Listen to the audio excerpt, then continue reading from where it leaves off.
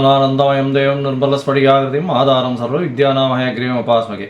Astro TV நேயர்களுக்கு astro KS ஐயங்காரின் பணிவான நமஸ்காரங்கள். வார பலன் 29/7/2024 4/8/2024 வரை உண்டான வாரத்திற்கு என்னென்ன பலன் மேஷம் முதல் மீனம் வரை அப்படின்றத பார்க்கலாம். முதல்ல இந்த வாரத்தினுடைய கோல்சாரம் என்ன, இந்த வாரத்தில் வரக்கூடிய விசேஷ நாட்கள் என்ன, இந்த வாரத்தில் எந்தெந்த ராசிக்காரர்களுக்கு சந்திராஷ்டமம் அப்படின்னு வரிசைப்படுத்தி பார்ப்போம். இப்போ முதல்ல இந்த வாரத்தினுடைய கோல்சாரம் அப்படின்னு சொல்லும்பொழுது காலவருஷ தத்துவத்தின் 2வது ராசியான ரிஷபத்தில் செவ்வாயும் குருவும், கடகத்தில் புதன் சூரியன் மற்றும் சுக்கிரன், கேது பகவான் கன்னியிலையும்,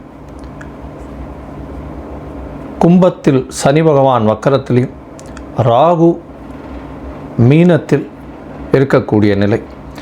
சுக்கிரன் ஆகஸ்ட் 1 கடகத்திலிருந்து சிம்மத்துக்கு செல்கிறார்.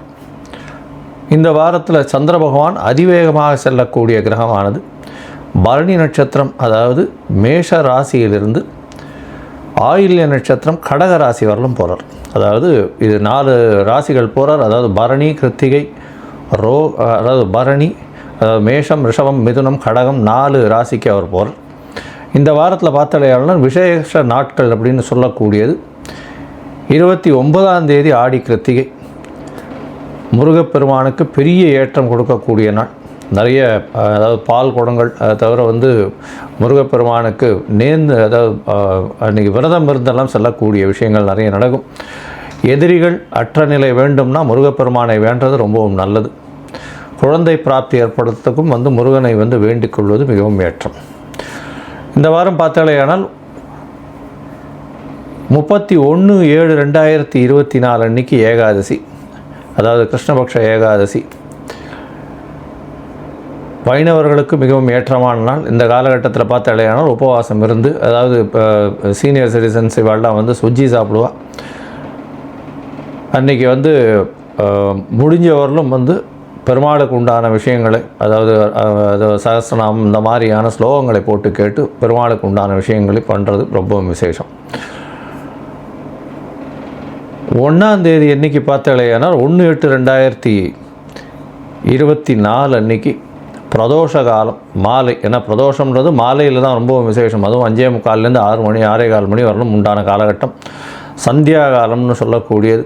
அந்த தீபாராதனை சிவன் கோவிலில் பெரிய விசேஷம். நந்தி தேவனுடைய கொம்பின் வழியாக தீபாராதனையை பார்க்குறது மிகப்பெரிய ஏற்றத்தை கொடுக்கும். இதன் மூலியமாக நீங்கள் நினைத்த காரியங்கள் எல்லாமே வெற்றி அடையும். நினைத்த காரியங்கள், கடன் தீரக்கூடிய பிரச்சனைகள், அதை தவிர எல்லா பிரச்சனைகள், உடல் நலத்தில் உண்டான பிரச்சனைகள், நீங்கள் உங்கள் குடும்பத்தில் உண்டான எந்த ஒரு பிரச்சனைக்கும் பெரிய ஏற்றம் கொடுக்கும்.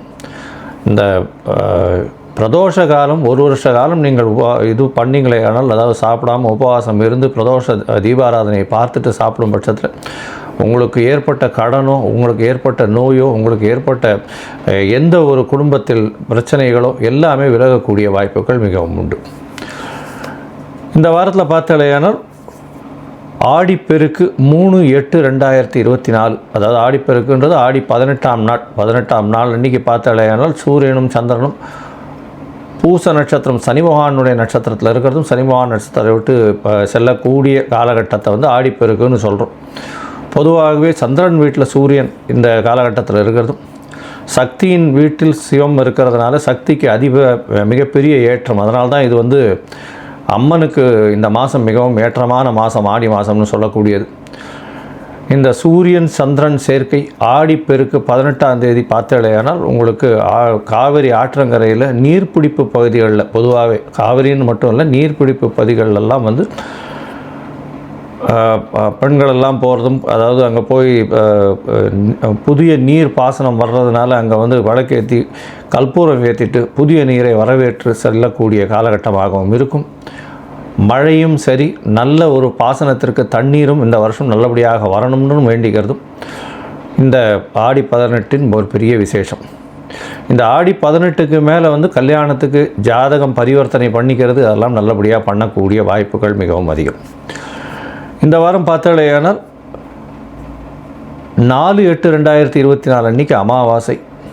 ஆடி அமாவாசை பொதுவாகவே தட்சிணாயன புண்ணிய காலத்தில் வரக்கூடிய மிகப்பெரிய விஷயம். ஆடி அமாவாசைன்றது ஆடி மாதம், புரட்டாசி மாதம், தை மாதம், தை அமாவாசை, ஆடி அமாவாசையெல்லாம் மிகவும் ஏற்றமான விஷயம். பித்ருக்களுக்கு செய்யக்கூடிய கடமைகளில் ஒன்று. பண்ண வேண்டியது தாய் தந்தை இல்லாதவர்கள் கண்டிப்பாக இந்த கடமைகளை ஆற்ற வேண்டும் அப்படின்றத சொல்கிறோம். அது இல்லை அப்படின்னா கண்டிப்பாக அவர்களுடைய குலத்தில் பிரச்சனைகள் வரும். அதாவது குழந்தைகளுக்கு பிரச்சனைகள் வரும். குடும்பத்தில் எந்த ஒரு சுபகாரியங்களும் தட்டி செல்லக்கூடிய வாய்ப்புகள் உண்டு. எல்லா சுபகாரியமும் கைகிட்ட வந்து தட்டி போயிட்டே இருக்கும். இந்த மாதிரி பித்ருக்களுக்கு உண்டான காரியங்களோ பித்ருக்களுக்கு உண்டான கடமைகளில் செய்யாமல் இருப்பீர்களே ஆனால் கண்டிப்பாக இந்த மாதிரியான பிரச்சனைகள் வரும். இந்த வாரம் பார்த்தாலும் எந்தெந்த ராசிக்கு சந்திராஷ்டமம் அப்படின்னு பார்க்கும்பொழுது கன்னி, துலாம், விருச்சிகம், தனுசு, இந்த 4 ராசிக்காரர்களுக்கு சந்திராஷ்டமம் இருக்குது. சந்திராஷ்டமம்னா உங்களுடைய பிறந்த ராசியிலிருந்து 8ஆம் ராசி, அதாவது 8ஆம் ராசியில் சந்திர பகவான் மறையக்கூடிய காலம். இந்த காலகட்டத்தில் புதிய முயற்சி வேண்டாம், வெளியூர் வெளிமாநில பிரயாணம் வேண்டாம்னு சொல்கிறோம். ஒரு வேளை பண்ண வேண்டிய கட்டாயம் இருந்தது ஏனால் அருகில் இருக்கக்கூடிய கோசாலையில் சென்று இந்த கோசாலைக்கு போய் பசுமாட்டுக்கு உங்களால் முடிஞ்ச ஒரு அகத்திக்கீரை கட்டு வாங்கி கொடுக்கறதன் மூலியமாக சந்திராஷ்டமத்தின் தாக்கம் நிச்சயமாக குறையும். சரி, இந்த வாரம் மேஷம் முதல் மீனம் வரை 29/7/2024 4/8/2024 வரை உண்டான காலகட்டம் எப்படி இருக்குன்றதை பார்க்கலாம். அதற்கு முன்னாடி என்னுடைய மொபைல் நம்பர் கீழே ஸ்க்ராலிங்கில் வந்துட்டுருக்கோம். உங்களுக்கு அஸ்ட்ராலஜிக்கல் கன்சல்ட் தேவைப்பட்டுதுன்னா எனக்கு ஒரு ஃபோன் பண்ணுங்க. உங்களுடைய date, time, place of birth, உங்களுடைய நேம், பேரண்ட்ஸ் நேம், இது எல்லாம் கொடுங்க. முதல்ல ஜாதகத்தை போட்டு சந்தி இருக்கான்னு பார்க்குறேன். பாத சந்தி, நட்சத்திர சந்தி, அதை தவிர லக்ன சந்தி இருக்கா, அதை தவிர ராகு கேத்துவோட சம்பந்தம் இருக்கா கிரகங்களுக்கு, இது எல்லாத்தையும் பார்த்துட்டு உங்களுடைய ஜாதகத்தை போடுறேன். என்னுடைய கட்டணம் என்னன்னு தெரியப்படுத்துகிறேன். என்னுடைய கட்டணத்தை அனுப்புங்க. உங்களுக்கு அப்பாயின்மெண்ட் தரேன் 2-3 டேஸில். இந்த அப்பாயின்மெண்ட் மூலமாக உங்களுடைய பிரச்சனைகள் என்ன அப்படின்றத பார்த்து அதற்குண்டான ஒரு எளிய பரிகாரம் என்ன அப்படின்றத சொல்கிறேன்.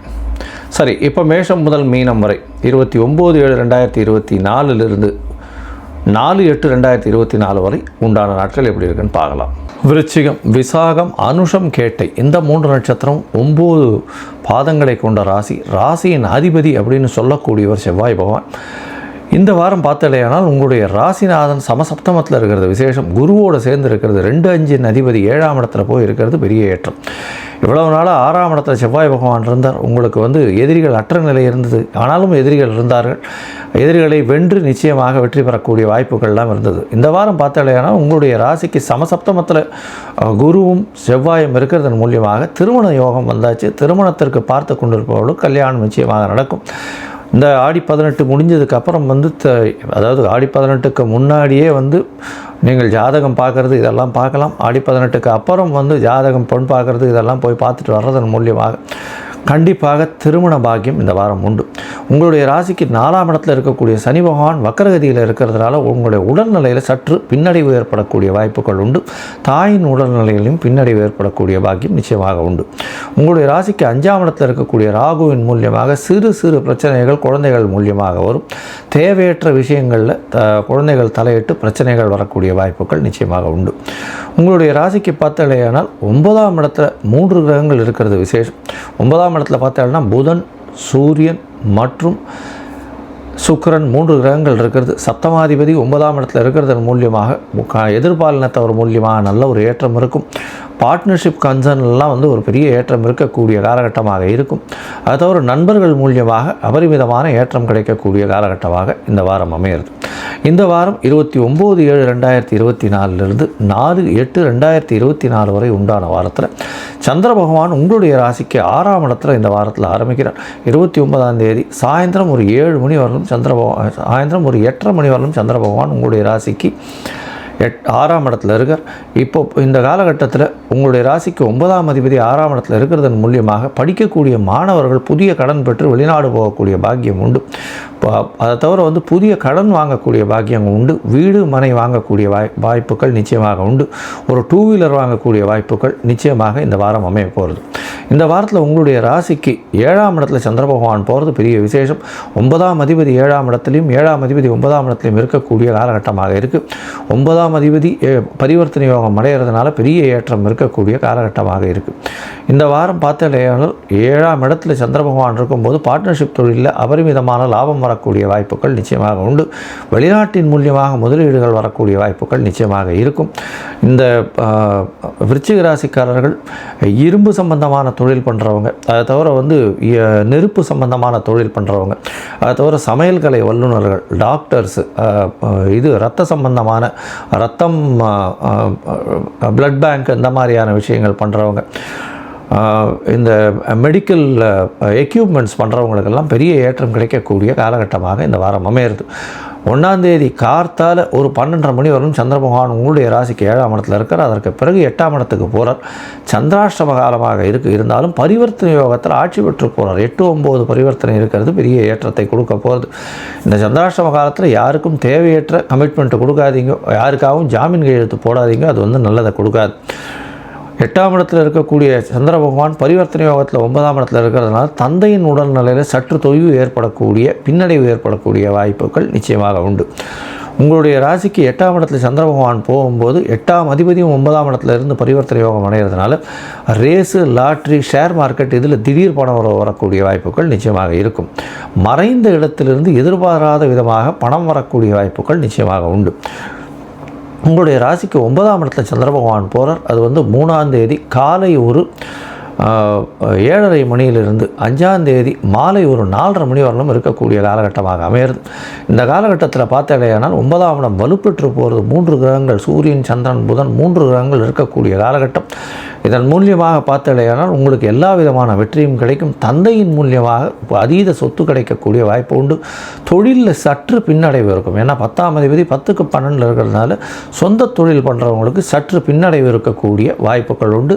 செலவுகள் கொஞ்சம் அதிகமாக இருக்கும். பார்ட்னர்ஷிப் பிஸ்னஸ் பண்ணுறவங்களுக்கும் செலவுகள் கொஞ்சம் அதிகமாக இருக்கக்கூடிய வாய்ப்புகள் மிகவும் அதிகமாக இருக்குது.